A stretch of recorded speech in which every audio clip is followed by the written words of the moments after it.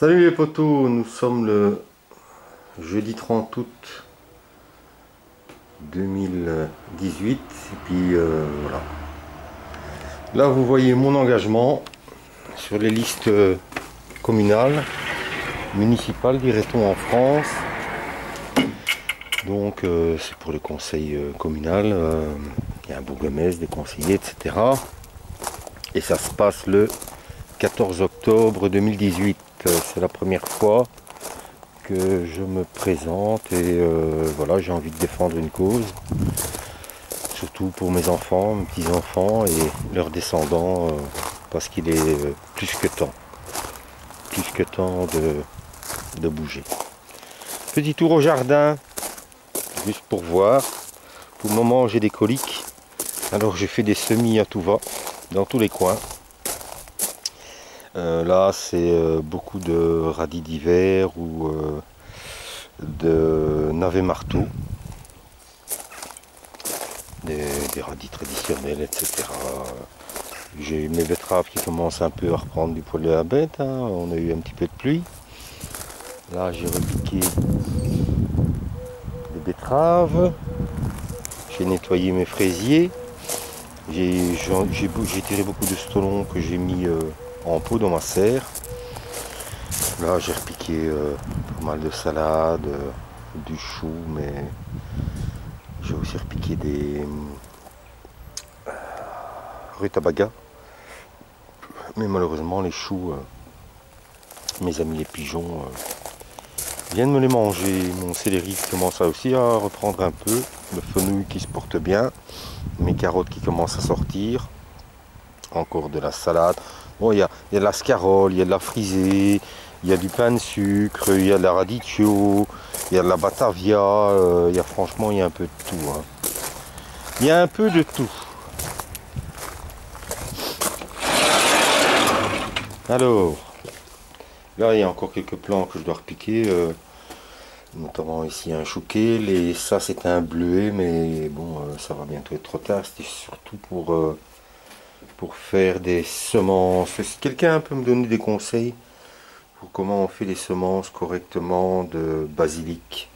Ça c'est tout ce que j'ai repiqué aujourd'hui. Il y a encore de tout là, hein. Salade, navet, épinards, etc. Ça ce sont les semis d'il y a une dizaine de jours. C'est aussi de la salade d'hiver, des scaroles, des pains de sucre. Enfin, il y a vraiment de tout et ça va me faire peine, mais j'ai commencé bientôt à nettoyer mes plants de tomates qui sont quand même très vieux. J'en ai laissé certains parce que j'ai encore beaucoup de tomates vertes, hein. Mais pour pouvoir repiquer aussi dans ma serre des légumes pour l'hiver. Ma petite volaille, hein, ils sont 50 quand même, hein, il va falloir que je fasse quelque chose. Là encore des repiquages un petit peu plus vieux. De salade, il y a de la 4 saisons, il y a de la batavia, il y a de l'escarole, il y a du pain de sucre, etc. etc. Et la frisée. Mes 3 routes de pommes de terre, comment dire, cornes de gâte, mais voilà, j'essaie encore de tenir 15 jours pour voir. Là j'ai quelques céleri raves dans le fond, là où j'avais mes tournesol, il y a quelques haricots, ils vont peut-être monter sur les fils. Ici j'ai déjà mis une belle couche d'herbe, je pense que je vais déjà parler, ça va.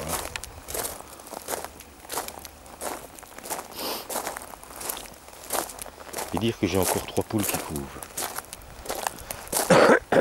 Mais là j'ai eu des œufs à un copain qui est dans une ancienne ferme. Il y a des coqs et des poules de très ancienne génération. Sont vraiment des bêtes assez imposantes, donc comme ça je vais pouvoir un petit peu renouveler le sang de mon élevage. On va bientôt une fois retailler la consoude, à mon avis ce sera peut-être la dernière fois, soit je laisse au sol ou soit je vais faire un petit peu de purin parce que je n'en ai plus en réserve. Normalement une grosse partie de mes poules va venir ici, alors soit je prolonge mes tunnels qui sont juste là-bas et dans le fond j'en fais de nouveau pour faire un poulailler dans ce style-là pour l'hiver. Donc il me suffira de mettre un fil. Mais le problème c'est que je vais devoir mettre un fil aussi contre la paillasse parce que les trous de la paillasse sont quand même assez grands et certaines de mes volailles peuvent passer. Ou j'ai pensé ce matin, je vais peut-être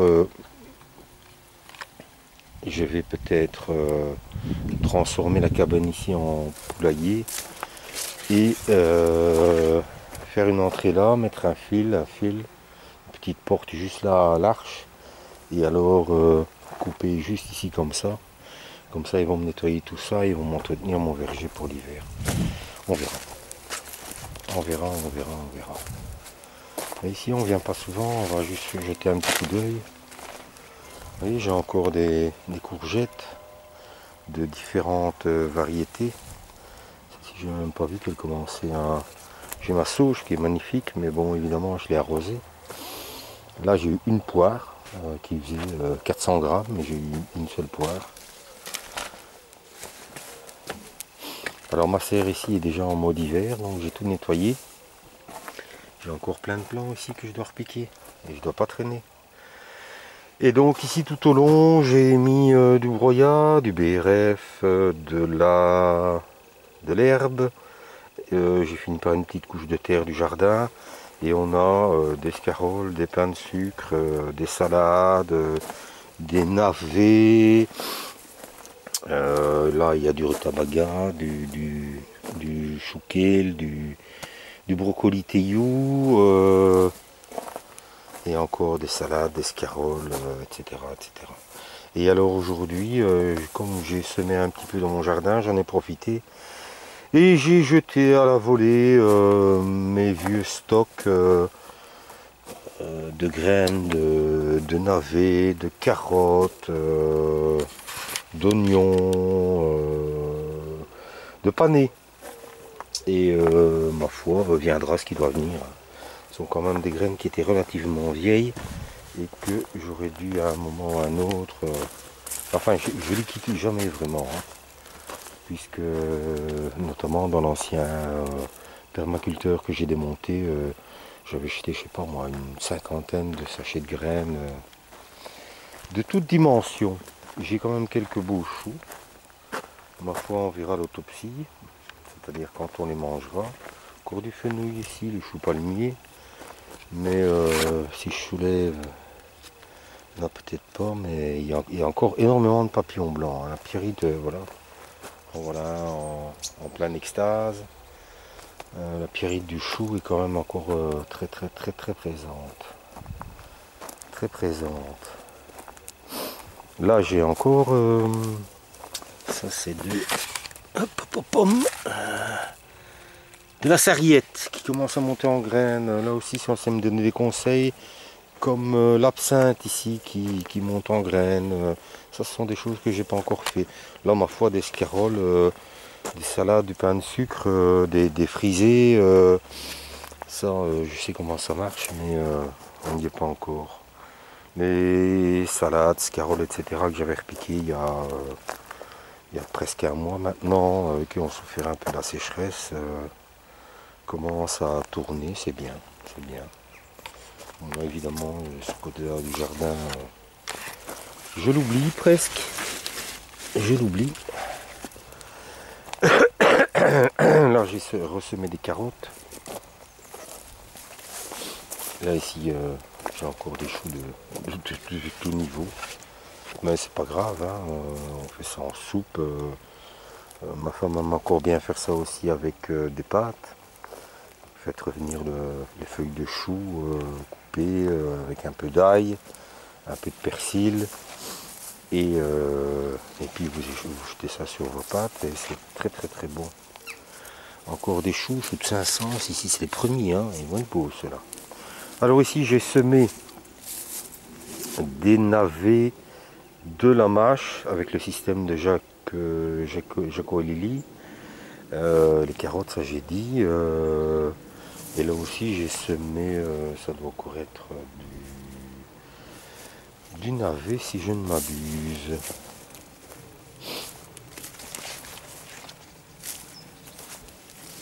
Voilà. Ici les gourdes, je pense pas que ce soit comestible. Mais enfin, c'est très joli sur une arcade. Je pense que je vais mettre ça sur la paillasse là-bas, puisque l'année prochaine, normalement, ici, ça doit être couvert. Et là, j'ai encore des morels de Babis, juste là. Alors ici, au milieu, j'ai toujours... j'ai notamment des buternutes hein, qui poussent avec toujours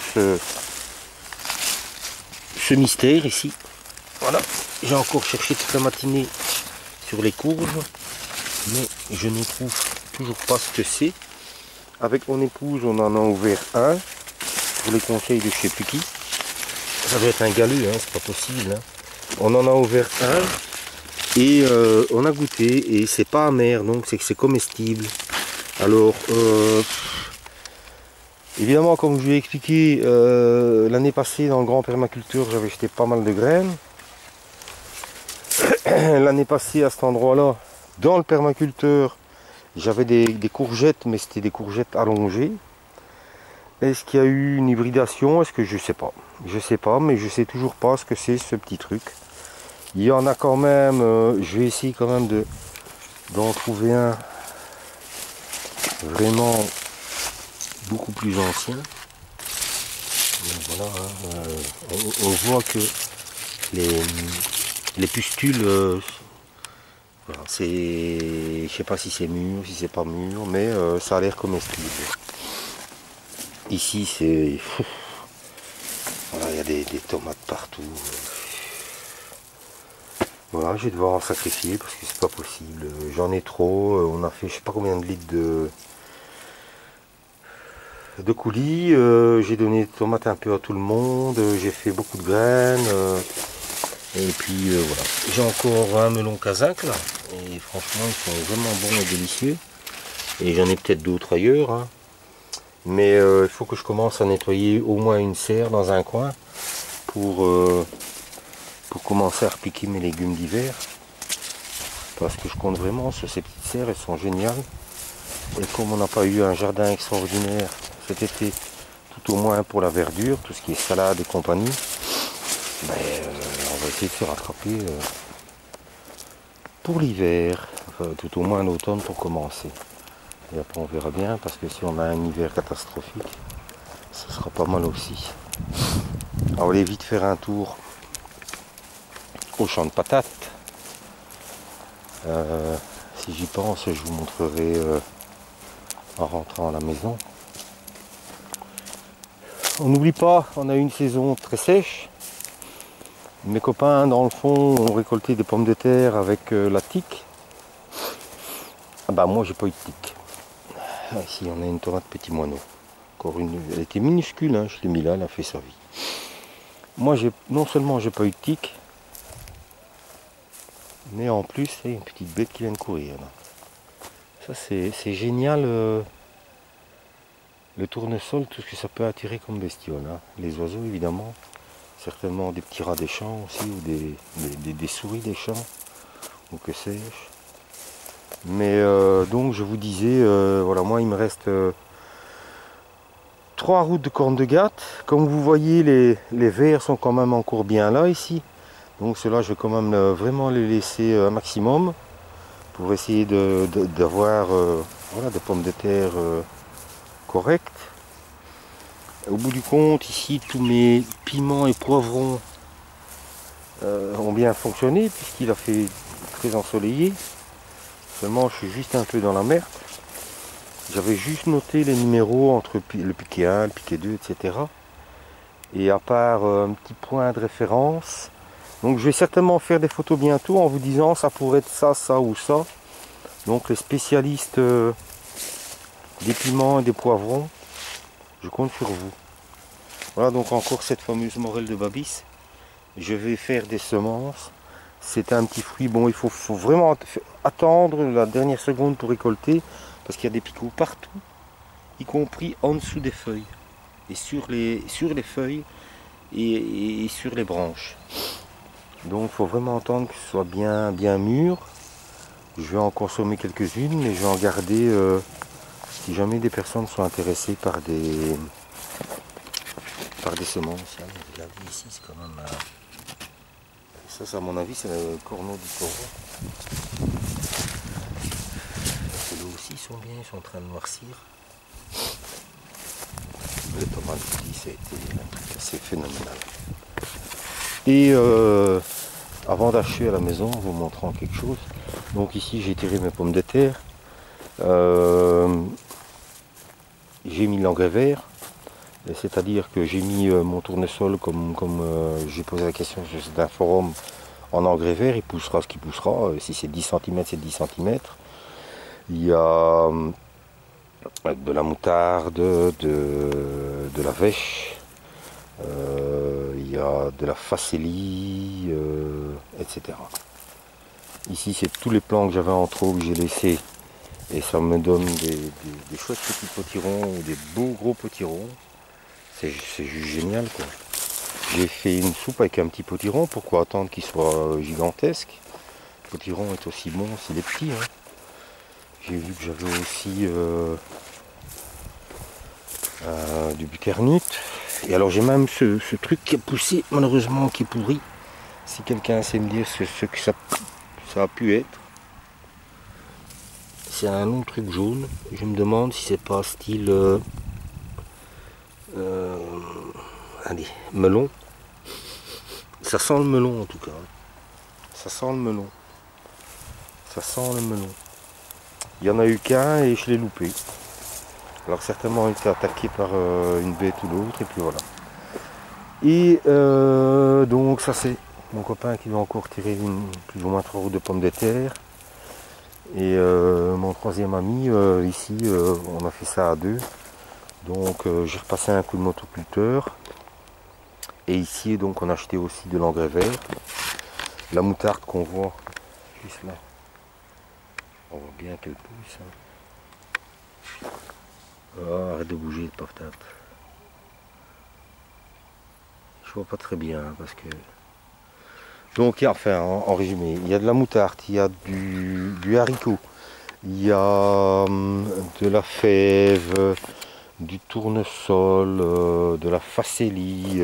On a mis un max. On a mis un max. Et les haricots, en fait, c'était le reste de ceux-ci. J'avais semé une route, souvenez-vous, il y a un petit moment. Et c'était des graines que j'avais récupérées du grand-père de ma belle-fille qui est décédée. Ce qu'on appelle chez nous les pois de chuc. Hein, c'est des tout petits haricots blancs. Et comme j'ai tout semé, le plan là, je vais essayer de quand même qu'il arrive à maturité et le faire sécher puisque j'ai plus de voilà, j'ai plus de semences maintenant. Voilà, on a fait le tour. Je vous reprends dans 30 secondes quand je suis à la maison. Voilà, pour terminer, donc je vous ai expliqué mes pommes de terre là-bas, je les ai tirées, ce sont des Panamera. On a eu une sécheresse terrible, les fermiers se plaignent, ils ont pulvérisé à guiguette à gogo. Ça va être la cata, etc. Moi, j'ai cultivé ma pomme de terre totalement bio. Donc, c'est-à-dire que si j'ai pulvérisé, c'était à la Tanésie pour les dorifores, au purin de consou, au purin d'ortie, etc. Et surtout, j'ai buté une fois et après, j'ai paillé avec de l'herbe. J'ai fait 4 couches d'herbe, mais successives. Donc, ça a eu le temps de sécher. Et puis voilà. Alors, qui c'est qui a gagné? C'est pas le bio, les mecs? On est d'accord. Voilà. Presque 800 grammes pour une pomme de terre, totalement bio. Donc c'est la variété Panamera. Pour achever, juste un petit message perso. Voilà, excusez-moi, mais c'est une manipulation. Ludo, t'es où? T'en vois plus le bienheureux? T'es allé acheter baraque dans le nord? Et tu nous manques, hein, Pierrot? Et il faut revenir à cette heure. Allez, ciao les potos, à plus.